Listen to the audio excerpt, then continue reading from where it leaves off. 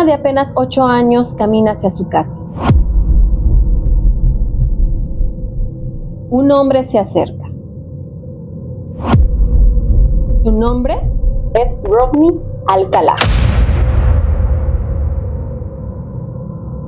Lo que ocurre después pudo haber terminado en un crimen, pero alguien sospecha algo que no está bien. Un testigo alerta a la policía. Cuando los agentes llegan, encuentran a la niña gravemente herida, pero Alcalá ya ha escapado. La niña sobrevivirá, él conseguirá huir y durante años continuará utilizando distintas identidades para evitar ser localizado. Pero este no sería su último crimen. Y lo más inquietante es que años después de aquel primer ataque, el mismo hombre aparecería sonriendo frente a las cámaras de televisión.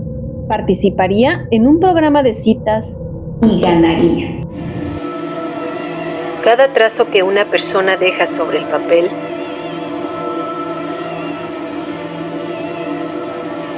es una revelación. No de sus crímenes, sino de su mente. Sus miedos. De lo que esconde. La escritura no perdona.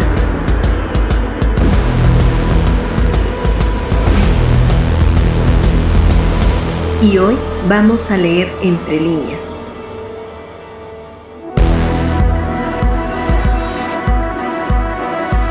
Porque la letra nunca miente.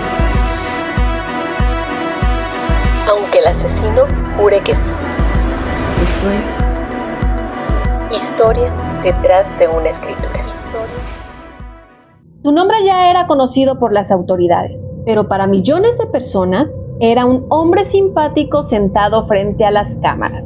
¿Cómo podría alguien construir una imagen tan convincente mientras ocultaba una realidad completamente distinta? Y hay una pregunta todavía un poco más inquietante. ¿Puede una simple hoja escrita a mano revelar algo sobre la personalidad que existía detrás de esa imagen? Para responderla, tenemos que regresar al principio. Bienvenidos a Historia detrás de una escritura, el espacio donde las letras dejan de ser simples trazos y se convierten en huellas de la mente. Hoy hablaremos de uno de los casos más inquietantes de la historia moderna. Rodney Alcalá. Un hombre que fue capaz de presentarse ante el mundo como un hombre inteligente, educado y carismático, mientras ocultaba una historia criminal que terminaría convirtiéndolo en uno de los criminales seriales más conocidos de Estados Unidos. Pero antes de llegar a aquella carta que escribió desde el corredor de la muerte, tenemos que conocer al hombre que existía detrás de ese nombre. Rodney Alcalá nació el 23 de agosto de 1943 en San Antonio, Texas. Cuando era niño, su familia se mudó a Los Ángeles. Con el paso de los años, desarrolló un interés por el arte y llegó a estudiar Bellas Artes en la UCLA. También se ha reportado que tomó clases relacionadas con el cine, incluso con el director Roman Polanski. Era considerado un hombre inteligente y con una capacidad intelectual excepcional.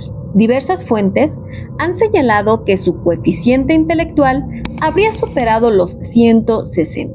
Pero aquí aparece la primera gran paradoja de esta historia. Alcalá podía ser percibido como una persona culta, inteligente y socialmente capaz.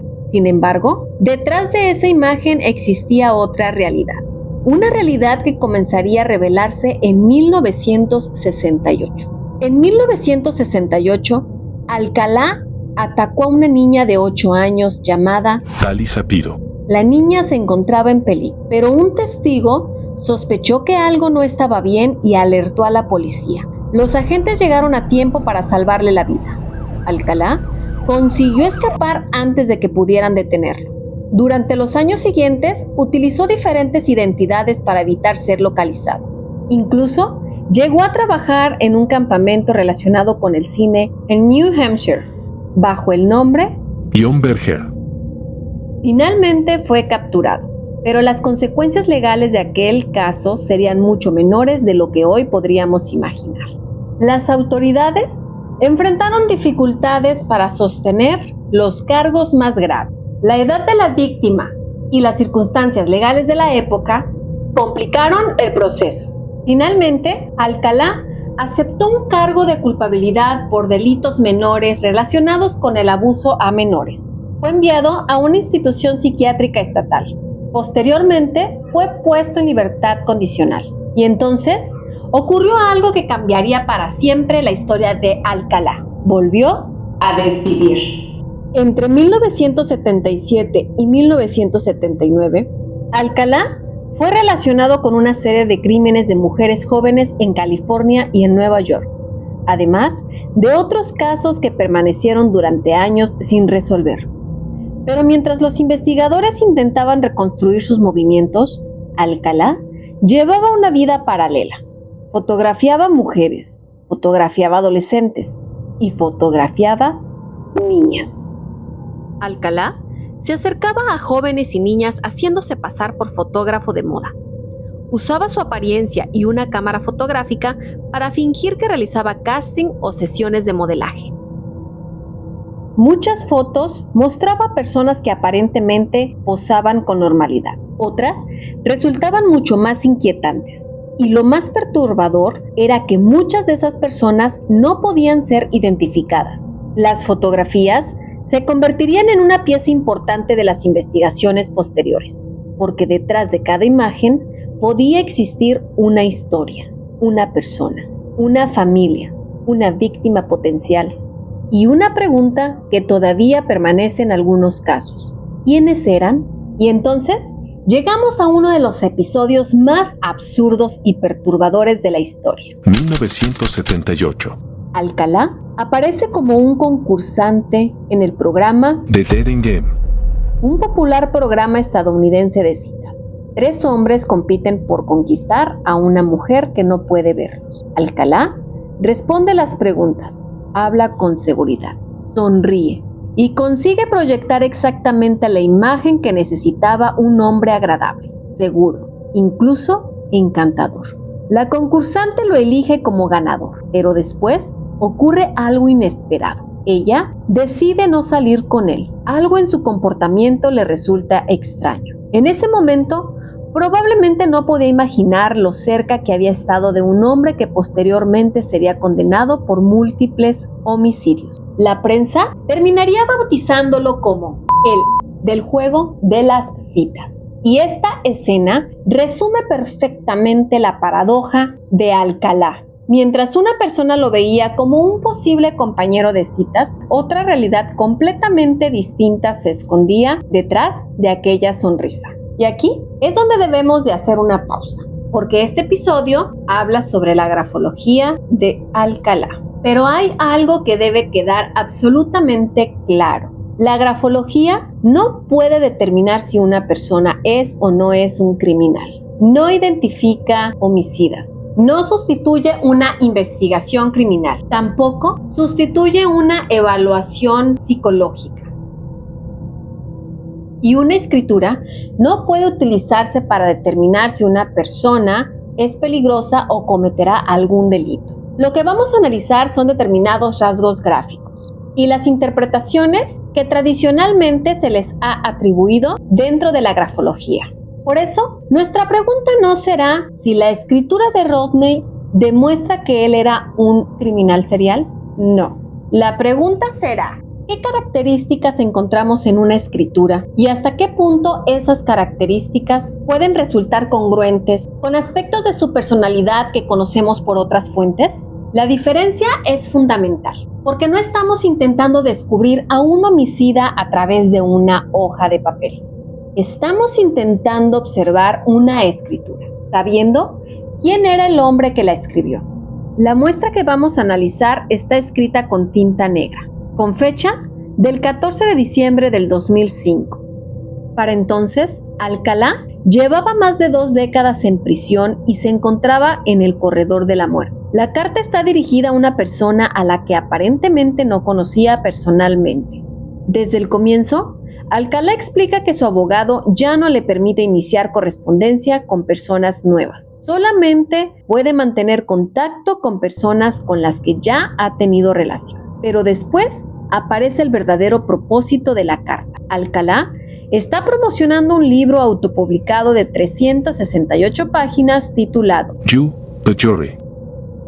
El libro había sido publicado en 1994. Alcalá ofrece enviar una copia por $25 mediante el giro postal. La operación estaba relacionada con una plataforma conocida por comercializar objetos y memorabilia relacionados con crímenes. Y este detalle no es menor, porque estamos frente a un hombre condenado por múltiples crímenes que incluso desde el corredor de la muerte continúa construyendo su propia narrativa. No solamente quiere contar su historia, también quiere decidir cómo será contada. Y ahí es donde la carta adquiere una dimensión particularmente interesante, porque además del contenido, tenemos una escritura. Lo primero que llama la atención es el tamaño. Estamos ante una escritura relativamente pequeña, es cursiva, uniforme y bastante legible. La carta mantiene un trazo constante de principio a fin. No observamos grandes alteraciones ni cambios bruscos. Para la interpretación grafológica tradicional, una persona que escribe letra muy pequeña suele asociarse con personas que se concentran en su mundo interno. Personas que pueden observar antes de actuar, personas que analizan y de personas que seleccionan cuidadosamente la información que van a mostrar a los demás. Pero es importante aclarar, una letra pequeña no significa que una persona sea peligrosa, manipuladora o reservada. Es solamente un elemento. Su interpretación depende del conjunto de la escritura. Y precisamente por eso debemos observar qué ocurre cuando este rasgo aparece acompañado de los demás. Hay un detalle que llama especialmente la atención. En el segundo párrafo aparece una frase tachada. Alcalá comienza a escribir algo y posteriormente lo cubre con varias líneas. Es el único punto de fricción claramente visible dentro de una carta que, por lo demás, mantiene una gran regularidad. Desde la interpretación grafológica, una tachadura puede relacionarse con un momento de autocensura, corrección o inhibición. Pero en este caso, existe un dato contextual importante. El propio Alcalá había explicado que su abogado controlaba determinados aspectos de su correspondencia. Por eso, no podemos afirmar que la tachadura demuestre una característica psicológica específica. Lo que sí podemos observar es un momento de corrección, un momento en el que aquello que estaba siendo escrito fue detenido. Y eso resulta especialmente interesante porque ocurre dentro de una carta en la que Alcalá está intentando controlar el mensaje que transmite. Otro elemento importante es la regularidad. La escritura mantiene un ritmo bastante uniforme. No encontramos grandes explosiones gráficas, no aparecen cambios repentinos de tamaño. La línea mantiene una estabilidad considerable. Dentro de la interpretación grafológica tradicional, esta regularidad suele relacionarse con una tendencia hacia el control y la estabilidad de la expresión. Podríamos decir que existe una intención de mantener bajo control la manera en la que el mensaje es transmitido. Y nuevamente aparece una conexión interesante con la historia de Alcalá, porque una de las características que aparecen repetidamente en su trayectoria fue precisamente su capacidad para adaptarse a distintos ambientes y construir distintas identidades. Pero debemos mantener la frontera. La escritura no demuestra esa conducta.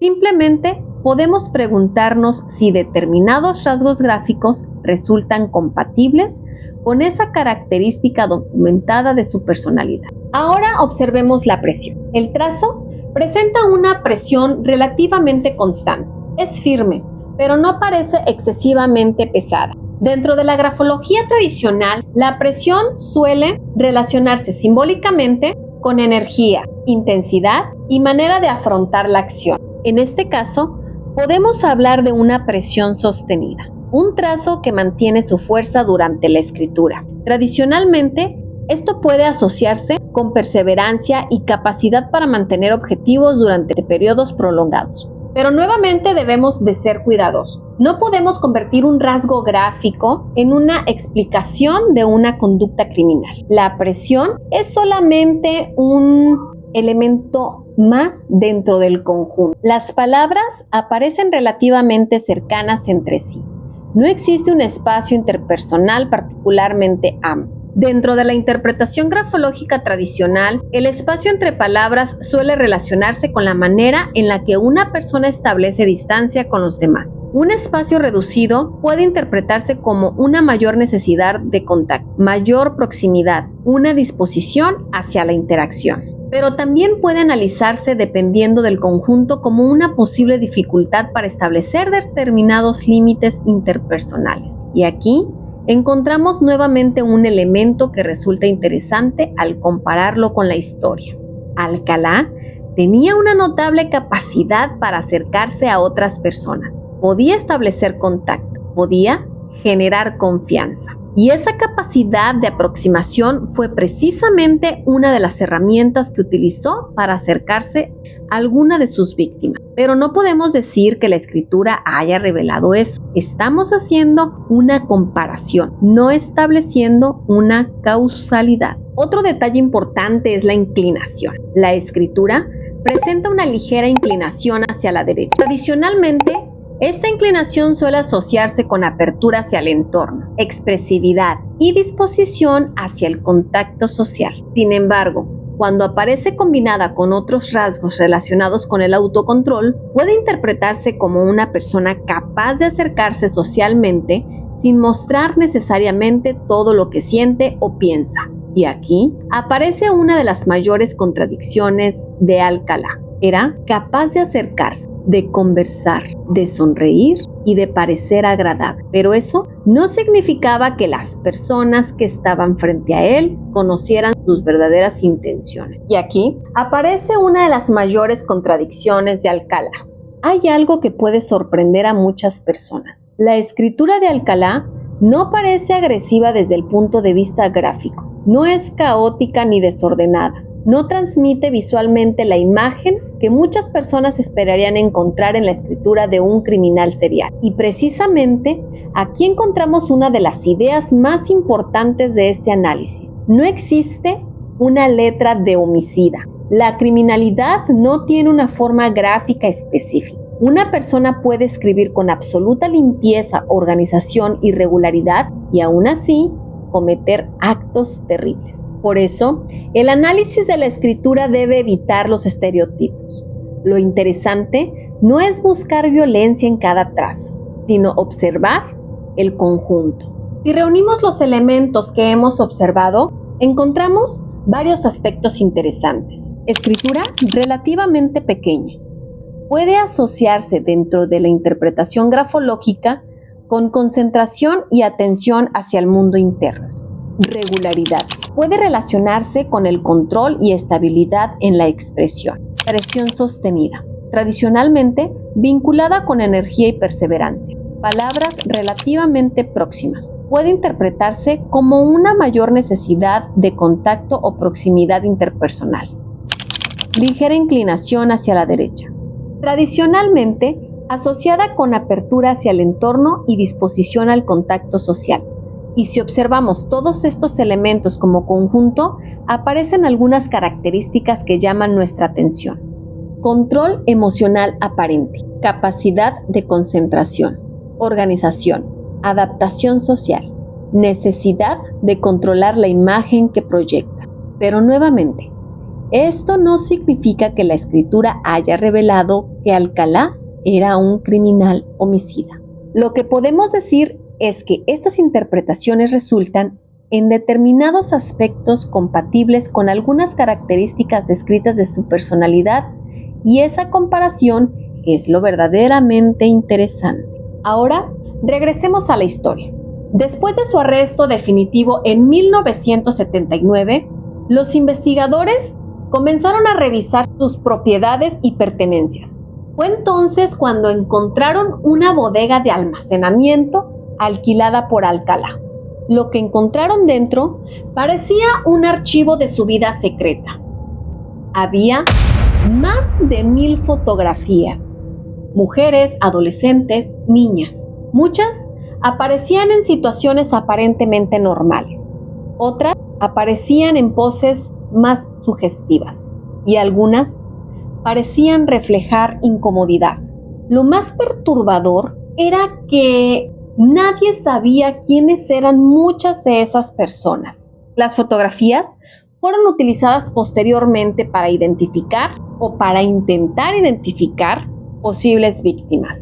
Y durante décadas, los investigadores continuaron buscando respuestas, porque detrás de cada fotografía había una persona, y detrás de cada persona podía existir una historia que todavía no había sido contada. En el año 2010, la policía liberó y publicó una parte de las fotografías decomisadas a Rodney Alcalá, con el objetivo de pedir ayuda a la ciudadanía para identificar a las mujeres y menores que aparecían en ellas y saber si eran más víctimas.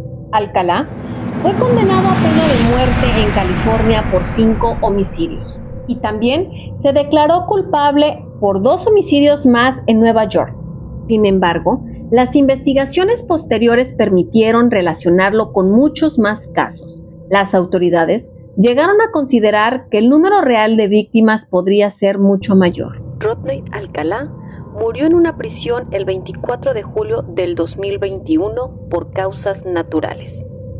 Murió sin haber sido juzgado por la totalidad de los crímenes que se le atribuyen, y algunas de las personas que aparecen en las fotografías encontradas durante las investigaciones continúan sin ser identificadas. La historia de Alcalá es la historia de cuánto puede ocultar una apariencia. Un hombre con estudios en bellas artes, un hombre considerado inteligente, capaz de desenvolverse socialmente, un hombre que podía sonreír frente a una cámara, que incluso ganó un programa de televisión, y detrás de esa imagen, un hombre condenado por múltiples homicidios.